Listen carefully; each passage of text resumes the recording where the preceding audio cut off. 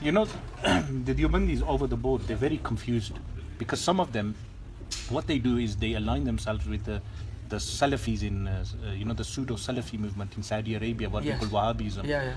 Like 𝗔𝗵𝗵𝗆𝗂𝘶 in his fatwa, he says that Muhammad bin Abdul Wahhab was a reviver of Islam and a great man, and he praises him. You wouldn't agree with that, would you? No. Now, if you went back to your teachers and you told them that I disagree with Maulana Rashid Ahmed Gangohi saying Muhammad bin Abdul Wahhab is a reviver of Islam and a great person, your teachers will renounce you. I guarantee you that. Go and try it. Likewise. No, but is Ahl Sunnah wal Jama'ah in what we taught by our teachers, the only person, Anbiya alayhi salam, are saved from error. Any man can make an error. So you would say you renounce that belief of Muhammad bin Abdul Wahhab, yes? The Wahhabi creed. Yes, 100%. Likewise, you renounce Allah subhanahu wa ta'ala having power over lying. And then over? lying to lie. Yeah, no, 100%. Yes. So now the Deobandi creed, as a tenet of faith, they believe it's possible. They believe it's possible. And now Deobandi is not our creed. No, I know, but the people who the ulama of Deoband were Ahl Sunnah wal Jama'ah.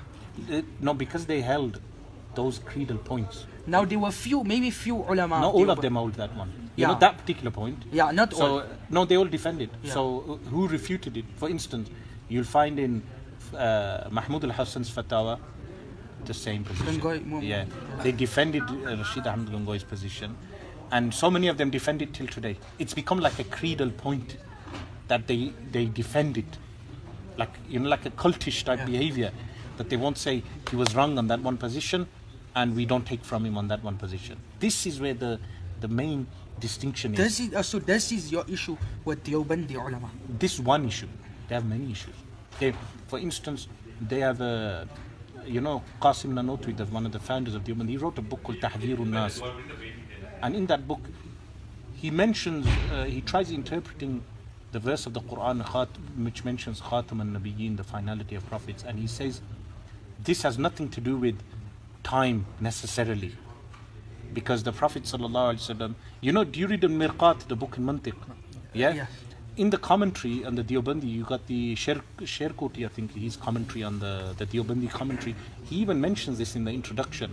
He says, and the Rashid Ahmed Gangohi, Qasim Nanotwi says this, that the Prophet ﷺ is the only finality of prophethood in essence. He's the only prophet. He can choose other people to be prophets. The other prophets are not prophets in essence. They are prophets aradi, aradi. He says they're aradi, and the Prophet ﷺ is in zati. This is first innovation. Secondly, he says 𝗏𝗏𝗏𝗏 Nabiyyin refers to if another prophet came in the timeline, it would not be violated. Because it's nothing to do with the timeline, it's to do with the Prophet ﷺ being the prophet of essence, and the others are aradi. So based on this, many scholars refuted him, including, Abdul Hayy Lakhnawi, the famous muhaddith. Yes. He refuted Qasim Nanotwi. He wrote an introduction to a refutation. Now, are these ijtihadi errors? You see, the mas'ala is not ijtihadi. It's ijtihadi which entails kufr.